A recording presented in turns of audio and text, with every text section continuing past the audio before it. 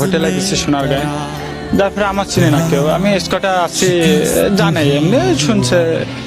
আপনার ম্যাচ খেলার পরে তার আগে আপনার আগের দিনটা সুমু ভাই মাসাই ভাইটাই গেলে সবার ছবি উঠাচ্ছে নিজের কাছে। আমার ঠিক কালকে যদি খেলতে পারে তাহলে আমারও মনে হয় সবাই ছবি থেকে উঠাবে।